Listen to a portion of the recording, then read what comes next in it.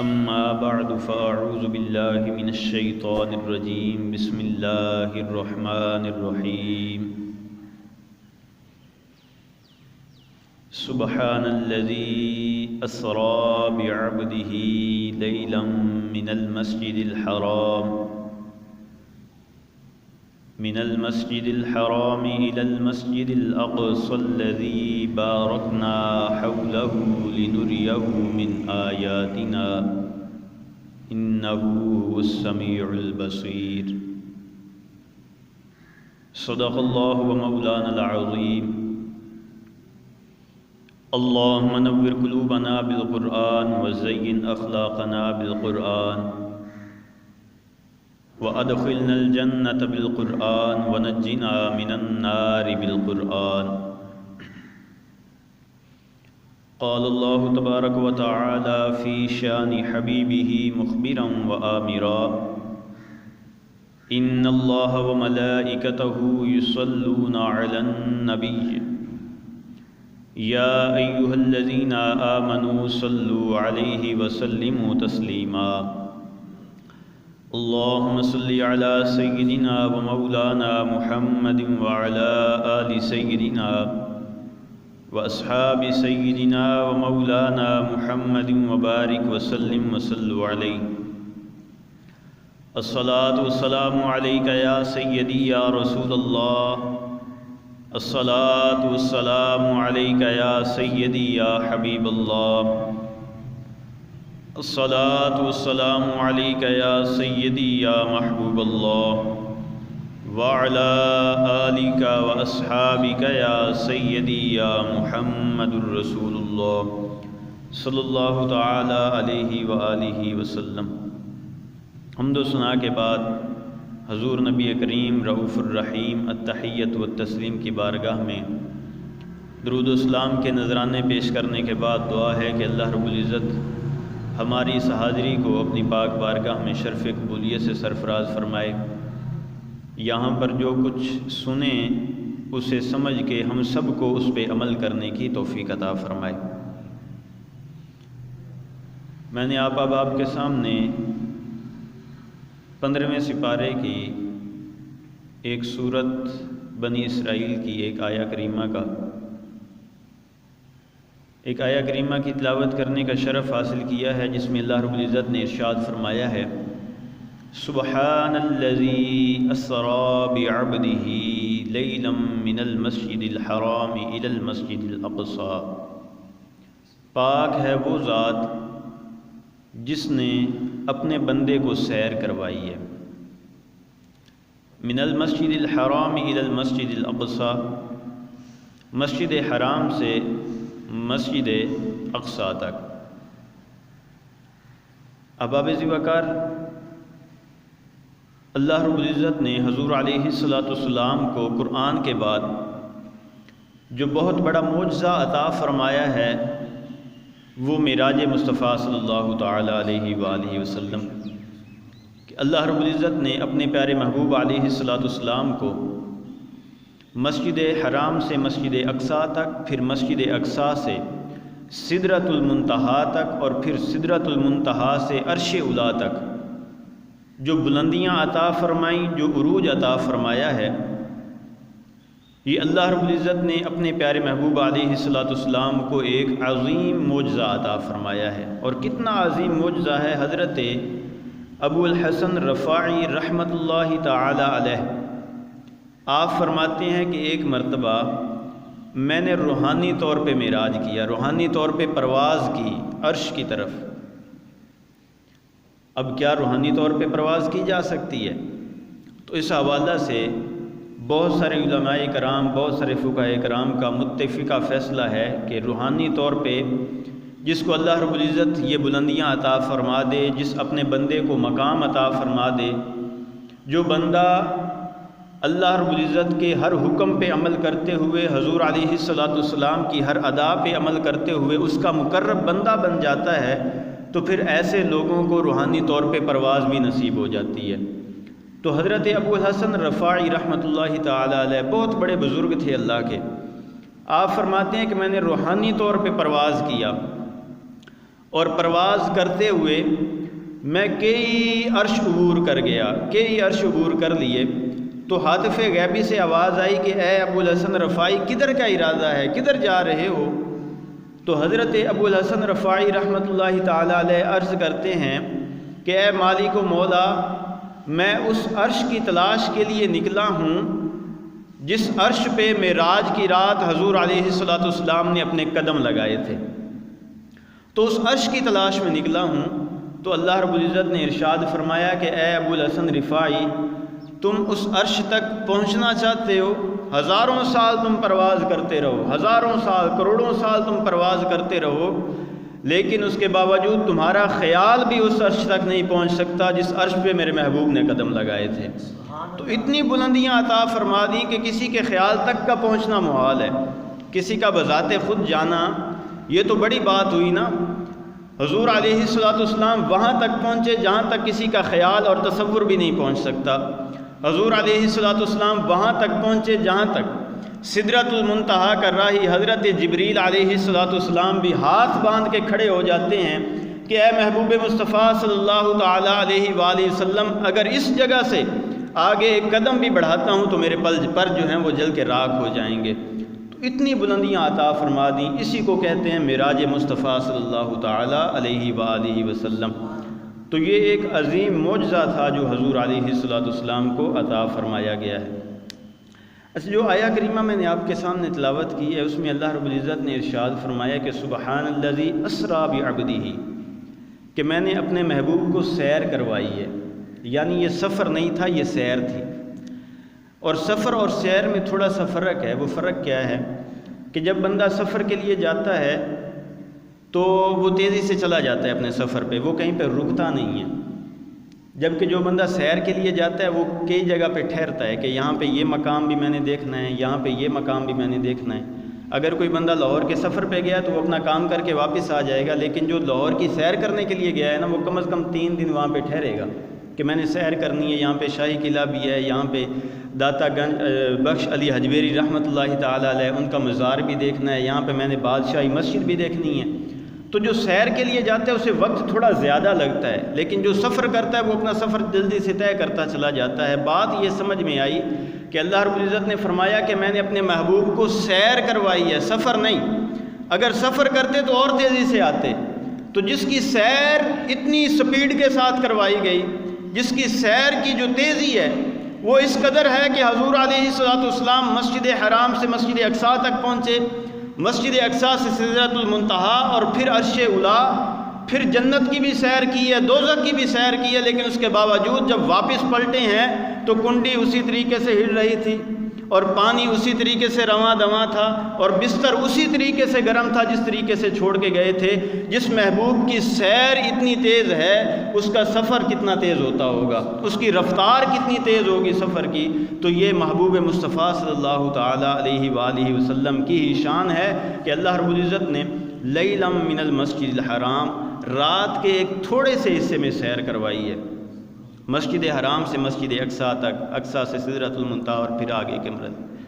اچھا، اب وہاں جب یہ واقعہ معراج ہوا ہے تو کفار تو پہلے ہی حضور علیہ الصلوۃ والسلام پر طعنہ زنی کرتے رہتے تھے، اور حضور علیہ الصلوۃ والسلام جب بھی کوئی پیغام پہنچاتے نا لوگوں کو تو کہتے یہ تم نعوذ باللہ مجنون ہیں، نعوذ باللہ ان کو کوئی نہ دماغی عارضہ لائی کہ یہ کیسے ہو سکتا ہے کہ ایک خدا ہو، ہم تو 360 بتوں کو پوجتے ہیں، کوئی بت ہمیں بارش برسا کے دیتا ہے نعوذ باللہ، کوئی بت ہمیں اولادیں دیتا ہے، کوئی ہماری مشکلیں آسان کرتا ہے، کوئی بیماری میں شفا دیتا ہے، تو یہ کیا کہتا ہے کہ لا الہ الا اللہ، اللہ کے سوا کوئی معبود نہیں۔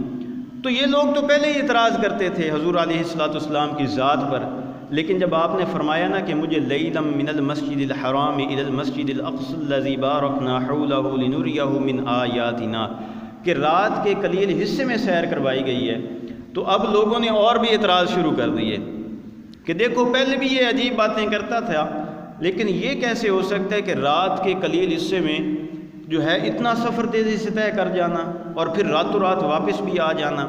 تو یہ ساری باتیں اپنی جگہ پہ موجود تھیں۔ دیکھیے یہ آج 1400 سال پہلے کی بات ہے، لیکن آج کی سائنس اس بات کو تسلیم کرنا شروع ہو گئی ہے۔ آج کی سائنس اس بات کو تسلیم کرنا شروع ہو گئی ہے کہ واقعتاً حضور علیہ الصلوۃ والسلام کو معراج کروائی گئی، چاہے کوئی بھی نہیں بھی مانتا۔ آئنسٹائن بہت بڑا سائنسدان تھا۔ آج سائنس اتنی ترقی کر چکی ہے کہ آواز کی رفتار پہ قابو پا لیا ہے۔ پہلے لوگوں نے جو ٹیکنالوجی تیار کی تھی نا، بندوقیں یا پستول، اس میں کیا تھا کہ آواز کی رفتار زیادہ تھی اور جو گولی چلائی جاتی تھی اس کی آواز تھوڑی تھی، اس کی رفتار تھوڑی تھی۔ پہلے آواز آتی تھی، پھر بعد میں جا کے گولی لگتی تھی۔ لیکن آج سائنسدانوں نے آواز کی رفتار پہ قابو پا لیا ہے۔ آج گولی پہلے لگتی ہے، آواز بعد میں آتی ہے۔ لیکن آئنسٹائن کا کہنا ہے کہ ان قریب ہم روشنی کی سپیڈ پہ بھی جو ہے وہ قابو پا لیں گے۔ روشنی کی جو سپیڈ ہے وہ سب سے زیادہ ہے، لائٹ سپیڈ جسے کہا جاتا ہے، روشنی کی سپیڈ سب سے زیادہ ہے، اور ابھی تک انسانوں نے اس پہ قابو نہیں پایا۔ تو آئنسٹائن کہتا ہے اگر کوئی شخص روشنی کی سپیڈ پہ قابو پا لے، روشنی کی سپیڈ کتنی ہے کہ روشنی، لائٹ، یہ بجلی جو ہے یہ 1 سیکنڈ میں 1,86,000 میل سفر کرتی ہے۔ 1 سیکنڈ کے اندر 1,86,000 میل سفر کرتی ہے، یعنی 3 لاکھ کلومیٹر۔ تو آئنسٹائن کہتا ہے کہ اگر کوئی روشنی کی سپیڈ پہ قابو پا لے تو اس لحاظ سے اگر کوئی سفر کرے تو وہ اوپر کو جا سکتا ہے۔ تو حضور علیہ الصلوۃ والسلام کو اس سواری پہ سفر کروایا گیا تھا جس کو براق کہا جاتا ہے۔ برق بجلی کو کہتے ہیں، لائٹ کو، اور برق جو ہے بجلی، ایک بجلی جو ہے وہ 1 سیکنڈ میں 1,86,000 کلومیٹر میل اور 3 لاکھ کلومیٹر سفر کرتی ہے۔ لیکن ایک برق پہ نہیں، ایک لائٹ پہ نہیں، حضور علیہ الصلوۃ والسلام کو براق پہ سفر کروایا گیا تھا جو کہ کئی بجلیوں سے بھی زیادہ طاقتور تھا، جس سواری کا نام رکھا گیا براق، یعنی بہت ہی زیادہ طاقتور۔ تو پتہ چلا کہ حضور علیہ الصلوۃ والسلام نے جو معراج کی ہے، چاہے آج سے 1400 سال پہلے دیکھ لیا جائے، چاہے پھر آج سائنس کی روشنی میں اسے دیکھ لیا جائے، تو پھر سائنس بھی یہ ماننے کے لیے تیار ہے کہ حضور علیہ الصلوۃ والسلام کو معراج مصطفیٰ صلی اللہ تعالیٰ علیہ وآلہ وسلم کروائی گئی تھی۔ تو اب دیکھیے فرمایا گیا سبحان الذی اسریٰ بعبدہ۔ اب 1400 سال پہلے تو لوگوں کو پتہ نہیں تھا نا سائنس کیا چیز ہوتی ہے، تو اس وقت یہ اعتراض کیے گئے۔ تو ابو جہل دوڑتا ہوا آیا، اس نے آ کے حضرت ابوبکر صدیق رضی اللہ تعالیٰ عنہ ان سے آ کے کہا کہ دیکھو، اگر کوئی شخص کہے کہ جناب مجھے راتوں رات معراج کروایا گیا ہے اور میں مسجد حرام سے مسجد اقصیٰ تک گیا ہوں، پھر مسجد اقصیٰ سے سدرۃ المنتہا تک گیا ہوں، اور پھر میں نے جنت دوزخ ساری چیزیں دیکھی ہیں اور پھر واپس آیا ہوں، تو کیا ایسے شخص کی بات قبول کی جائے گی؟ تو حضرت ابوبکر صدیق رضی اللہ تعالیٰ عنہ آپ نے فرمایا کہ یہ بات سمجھ میں تو نہیں آتی۔ اب ابو جہل کو نا موقع مل گیا بات کرنے کا، بات ذرا پکی ہو رہی تھی، تو اس نے کہا کہ دیکھیے یہ بات آپ کا دوست کہتا ہے محمد عربی صلی اللہ تعالیٰ علیہ وآلہ وسلم، یہ بات انہوں نے کہی ہے۔ تو اس وقت حضرت ابوبکر صدیق رضی اللہ تعالیٰ عنہ آپ نے فرمایا کہ اگر میرے محبوب نے یہ بات کہی ہے تو پھر یہ 100% سچی ہے۔ اگر حضور علیہ الصلوۃ والسلام نے فرمایا ہے کہ میں نے سفر معراج کیا ہے تو اس میں کوئی شک کی گنجائش ہی نہیں ہے، کیونکہ ابوبکر صدیق وہ لوگ تھے کہ ایک مرتبہ حضور علیہ الصلوۃ والسلام بنی اسرائیل کی کسی قوم کا ذکر فرما رہے تھے۔ آپ نے فرمایا کہ بنی اسرائیل کا ایک شخص تھا، اس نے اپنے بیل کے اوپر وزن لادا، بوجھ لادا، تو بیل بول پڑا۔ بیل نے کہا کہ دیکھیے میں وزن کھینچنے کے لیے بنایا گیا ہوں، نہ کہ وزن لادنے کے لیے۔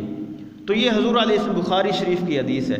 حضور علیہ السلام ایسی کچھ باتیں فرما رہے تھے کہ ایک شخص کھڑا ہو گیا، اس نے کہا کہ اے رسول اللہ صلی اللہ تعالیٰ علیہ وآلہ وسلم، کبھی بیل نے بھی باتیں کی، کبھی جانوروں نے بھی باتیں کی۔ دیکھیے جو عقل کے ساتھ سوچتے ہیں پھر ان کی عقل میں کوئی بات آتی نہیں ہے۔ تو انہوں نے کہا کہ یہ بھی ہو سکتا ہے کہ جانور باتیں کریں۔ تو حضور علیہ السلام نے اس شخص کو کوئی جواب نہیں عطا فرمایا۔ آپ نے نہیں فرمایا کہ جناب اس وقت بیل باتیں کر لیتے تھے یا اللہ نے توفیق دی تھی تو باتیں کی۔ حضور علیہ السلام نے صرف ایک بات ارشاد فرمائی۔ آپ نے فرمایا کہ دیکھو اس وقت بیل نے باتیں کی تھیں یا نہیں کی تھیں، یہ ابو بکر سے پوچھ لو یا عمر فاروق سے پوچھ لو، کیونکہ یہ وہ لوگ ہیں جو میری ہر بات کی تصدیق کرتے ہیں۔ اگر میں نے کہہ دیا ہے کہ بیل نے باتیں کی تھیں تو ابو بکر صدیق کا یہ ایمان ہے اور عمر کا یہ ایمان اور یقین ہے کہ بیل نے باتیں کی تھیں۔ اگر حضور علیہ السلام پر پتھروں نے کلمے پڑھے ہیں تو پھر ہمارا یہ یقین ہے کہ پتھروں نے کلمے پڑھے ہیں، اور حضرت ابوبکر صدیق نے فرمایا کہ اگر حضور نے یہ فرمایا ہے کہ مجھے معراج ہوئی ہے اور اللہ رب العزت نے مجھے عرش اولیٰ تک بلندیاں عطا فرمائی ہیں اور جنت اور دوزخ کے نظارے عطا فرمائے ہیں، تو پھر اس میں کوئی شک کی گنجائش نہیں، ہم تو اس سے بھی بڑی بڑی خبروں کی تصدیق کر دیا کرتے ہیں۔ اس وقت حضور علیہ الصلوۃ نے حضرت ابوبکر صدیق رضی اللہ تعالیٰ عنہ کو صدیق کا لقب عطا فرمایا کہ یہ میرا صدیق ہے، اس کی زبان سے کبھی کوئی کمزور بات نکل ہی نہیں سکتی۔ تو فرمایا گیا سبحان الذی اسری بعبدہ لیلا من المسجد الحرام الی المسجد الاقصی بارکنا حولہ لنریہ من آیاتنا۔ اب حضور علیہ الصلوۃ اس کے اندر واقعات بڑی تفصیل کے ساتھ ہیں، بڑی تفصیلی باتیں ہیں، پہلے عرش پہ کیا باتیں ہوئیں، دوسرے عرش پہ کیا باتیں ہوئیں، بڑی تفصیل ہے، لیکن میں مختصراً عرض کر دوں گا۔ حضور علیہ الصلوۃ اب اللہ رب العزت کی بارگاہ میں حاضر ہو گئے، سدرۃ المنتہا بھی کراس کر گئے۔ اللہ رب العزت کی بارگاہ میں جب حاضر ہو گئے تو اللہ رب العزت نے ارشاد فرمایا، اے میرے محبوب، ایک تیری ذات ہے اور ایک میری ذات ہے، اس کے علاوہ کائنات کے اندر جو کچھ بھی میں نے پیدا فرمایا ہے وہ صرف تیرے لیے پیدا فرمایا ہے۔ تو حضور علیہ الصلوۃ نے ارشاد فرمایا، عرض کی، یا اللہ ایک تیری ذات ہے اور ایک میری ذات ہے، اور اس کے علاوہ کائنات کے اندر جو کچھ بھی تو نے میرے لیے پیدا فرمایا ہے وہ میں تیرے لیے چھوڑ کے آ گیا ہوں، تیرے لیے چھوڑ کے آ گیا ہوں۔ تو اس وقت اللہ رب العزت نے ارشاد فرمایا کہ اے محبوب بتا اب تجھے چاہیے کیا، جو مانگے گا تجھے عطا کیا جائے گا، جو تو مانگے گا تجھے عطا کیا جائے گا۔ جب یہ اختیار دے دیا گیا تو حضور علیہ الصلوۃ نے جو جواب عرض فرمایا اللہ کی بارگاہ میں، بڑا لطیف ہے۔ دیکھیے نا، ذہن کی اپروچ کا پتہ چلتا ہے۔ جب آپ کو اختیار دے دیا جائے کہ مانگو کیا مانگتے ہو، پھر آپ کا سوال بتاتا ہے کہ آپ کی ذہنی اپروچ کیا ہے، آپ کتنے عظیم انسان ہیں، آپ کی شخصیت کا پتہ چلتا ہے۔ جب حضور علیہ الصلوۃ کو فرمایا گیا کہ اے محبوب اب مانگو کیا مانگتے ہو، تو حضور علیہ الصلوۃ نے ارشاد فرمایا، عرض کی، مولا میں نے ساری زندگی تیرا نام لیا، ساری زندگی تیرے نام کی خاطر طائف کے اندر میں نے پتھر بھی کھائے ہیں، اور بدر اور احد کی جنگیں بھی لڑی ہیں، اور کبھی رکوع کے اندر، کبھی سجود کے اندر، کبھی قیام کے اندر جب بھی پکارا ہے تیری ذات کو پکارا ہے، جب بھی محبت کی ہے تیری ذات کے ساتھ کی ہے۔ آج جو میری خواہش ہے، جو میں مانگنا چاہتا ہوں وہ یہ ہے کہ تو مجھے اپنا عبد بنا لے، تو مجھے اپنا بندہ بنا لے، اپنا بندہ کہہ کے مجھے پکار کہ میں تیرا بندہ ہوں۔ آج یہ صرف مانگتا ہوں، اس کے علاوہ کچھ نہیں مانگتا۔ یہی وجہ ہے کہ جہاں بھی واقعہ معراج آئے گا اللہ رب العزت نے فرمایا سبحان الذی بعبدہ، میں نے اپنے بندے کو سیر کروائی، فاوحیٰ الی ربک ما اوحیٰ۔ یہاں پہ بھی جہاں پہ بھی اللہ رب العزت نے حضور علیہ الصلوۃ کو پکارا ہے اپنے عبد کے ساتھ کہ یہ میرا بندہ، میں نے اپنے بندے کو سیر کروائی، میں نے اپنے بندے کی طرف وحی بھیجی۔ جہاں پہ بھی فرمایا گیا حضور علیہ الصلوۃ کو عبد کے ساتھ پکارا گیا۔ کیوں؟ کیونکہ حضور علیہ الصلوۃ نے مانگا یہ کچھ تھا۔ اب اس کے علاوہ بہت کچھ عطا فرمایا گیا حضور علیہ الصلوۃ کو، بہت کچھ عطا فرمایا گیا۔ اس کے علاوہ جو بالخصوص تحفہ عطا فرمایا گیا وہ نماز کی صورت میں تھا، بہترین تحفہ۔ آج جب ہم کہیں بھی دوست سے مل کے آئیں تو لوگ پوچھتے ہیں کہ کیا کچھ لے کر آئے ہو، کیا معاملات ہوئے، کیا باتیں ہوئیں، سارا کچھ ہے۔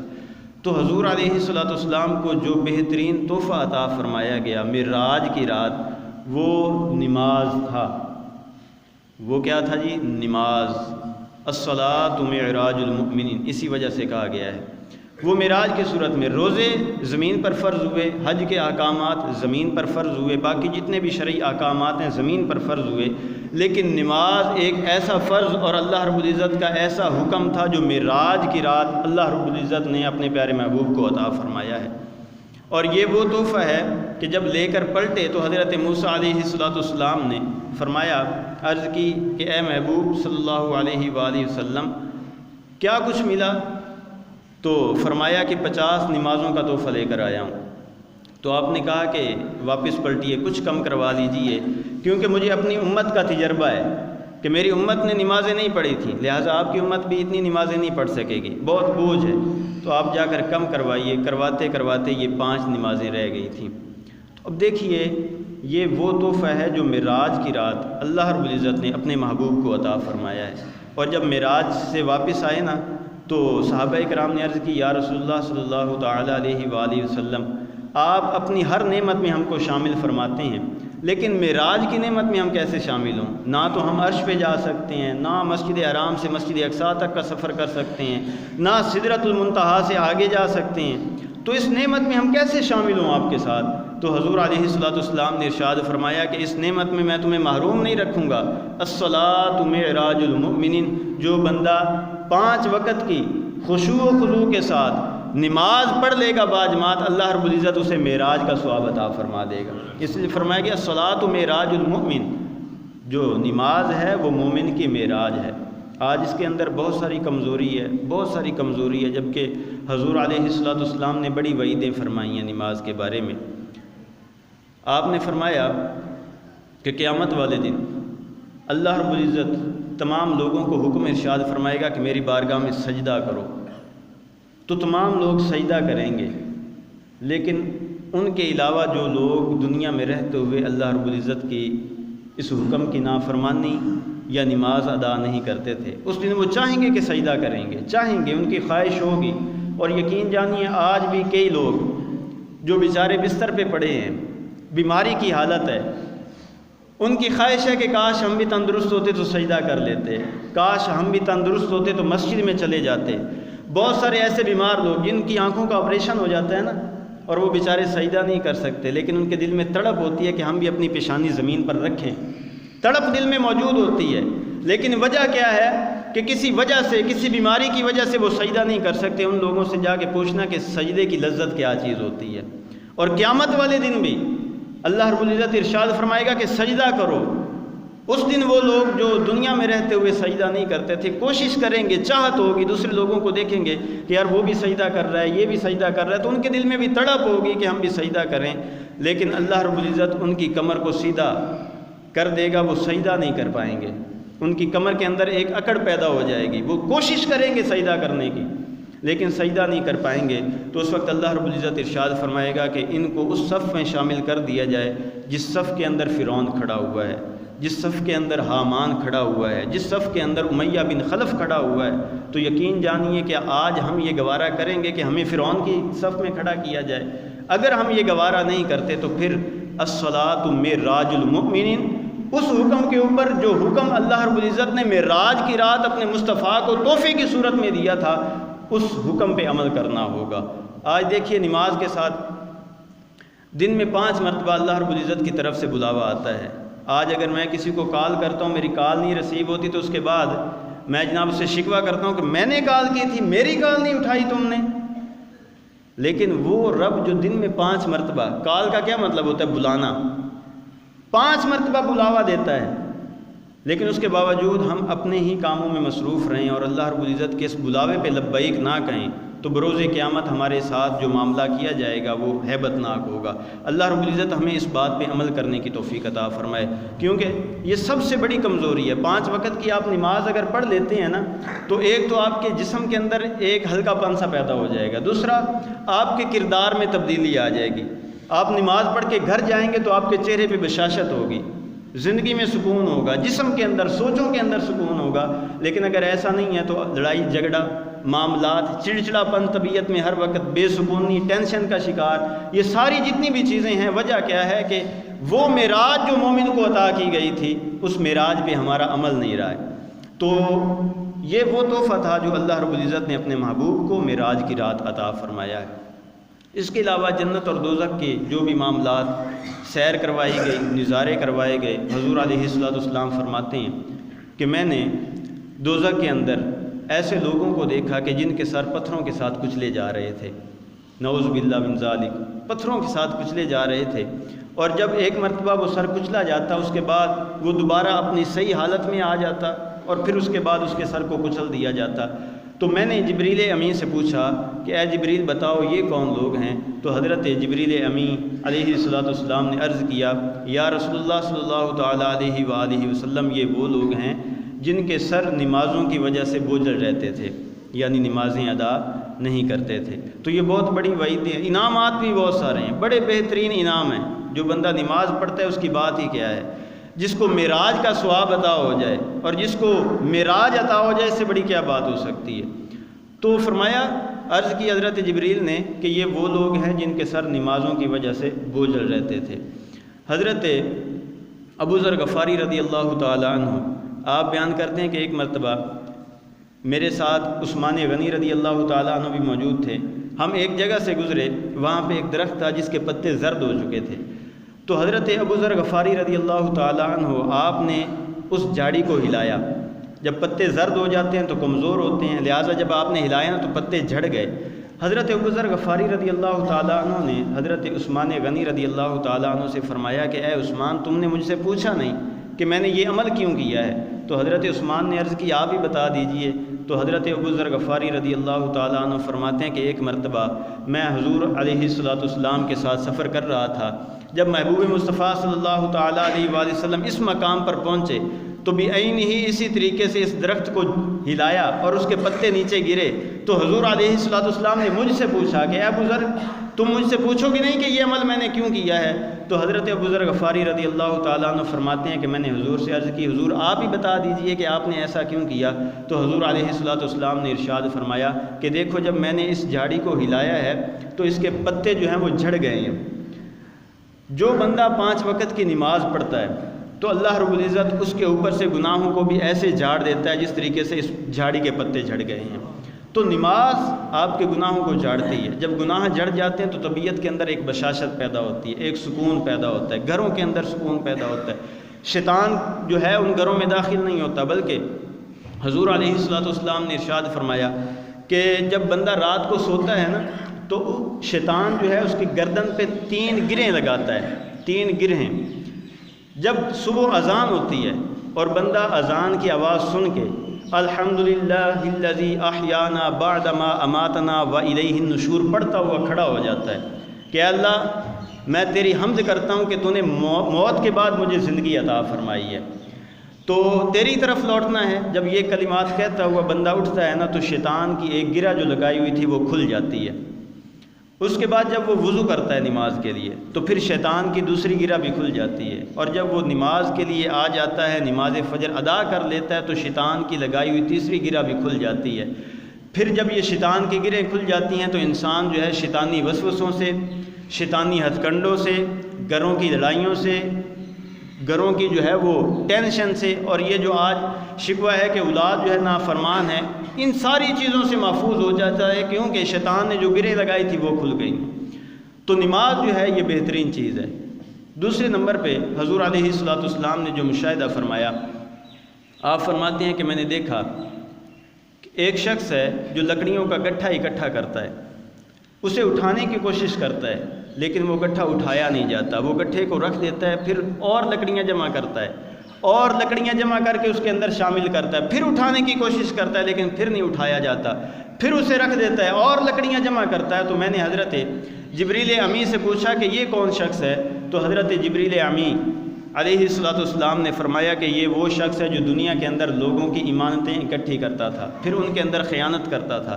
پہلی امانتیں تو ادا نہیں کی، پہلی امانتیں کھا گیا، لیکن اس کے باوجود اب اور امانتیں اکٹھی کرنا شروع کر دی ہیں۔ تو یہ اس شخص کی مثال ہے جو آپ نے جہنم کے اندر دیکھی ہے۔ بلکہ حضور علیہ الصلوۃ والسلام نے ارشاد فرمایا کہ دنیا کے اندر رہتے ہوئے جس نے امانتوں کے اندر خیانت کی ہوگی اور لوگوں کا مال غصب کیا ہوگا تو قیامت والے دن وہ لوگ اس سے پوچھیں گے کہ ہماری امانتیں ہمیں دی جائیں، تو اسے کہا جائے گا کہ یہ جو امانتیں تم نے دنیا کے اندر اکٹھی کی تھیں وہ فلاں جگہ پہ جہنم کے گڑھے کے اندر جمع ہے، وہاں سے جا کر اٹھا لاؤ۔ تو یہ شخص جو ہے وہ جہنم کے گڑھے کے اندر اترے گا، اور جہنم کی گہرائی کتنی ہے؟ 70,000 سال۔ جب یہ جہنم کے گڑھے کے اندر اترے گا وہاں پہ وہ امانتیں موجود ہوگی جو اس نے لوگوں سے لی ہوئی تھیں، یہ امانتیں وہاں سے لے کر واپس نکلنے لگے گا۔ جب جہنم کے بالکل کنارے پہ پہنچے گا پھر اس کا پاؤں پھسلے گا، پھر یہ جہنم کے اندر گر جائے گا۔ تو پھر آج مجھے اور آپ کو سوچنا چاہیے کہ پھر ہم نے جن لوگوں کا مال غصب کیا ہوا ہے، رشوت کی صورت میں، سود کی صورت میں، ڈاکہ زنی کی صورت میں، چوری کی صورت میں، یا زمینوں پہ قبضے کیے ہوئے ہیں، یا جب اپنا مکان بنا رہے تھے یہ جو دیوار ہے کسی اور کی زمین کے اندر 2 فٹ اور بڑھا دی ہے میں نے، یہ ساری چیزیں جو ہیں سامنے رکھتے ہوئے ہمیں توبہ کرنی چاہیے اور ان چیزوں سے بچنا چاہیے۔ فرمایا گیا کہ جو امانت میں خیانت کرے گا قیامت والے دن اس کا یہ حال ہوگا۔ بہت سارے مشاہدات کیے، بہت ساری چیزیں ہیں انشاءاللہ العزیز اگلے جمعہ میں بیان کی جائیں گی۔ حضور علیہ السلام نے جنت کے اندر جو نظارے فرمائے وہ بھی بیان کیے جائیں گے۔ اللہ رب العزت ہمیں معراج مصطفیٰ صلی اللہ تعالیٰ علیہ وآلہ وسلم کے صدقہ سے 5 گانا باجماعت نمازیں ادا کرنے کی توفیق عطا فرمائے۔ اس کے علاوہ ایک دوسرے کے حقوق کو پہچاننے کی توفیق عطا فرمائے، ایک دوسرے کا عزت، ایک دوسرے کا ادب، ایک دوسرے کا احترام، نرم بول، بہترین گفتگو، اچھا اخلاق، یہ ساری چیزیں ایک دوسرے کے ساتھ کرتے رہنے کی توفیق عطا فرمائے۔ اللہ رب العزت ہم سب کا خاتمہ بالایمان فرمائے۔ وما علیہ الا البلاغ۔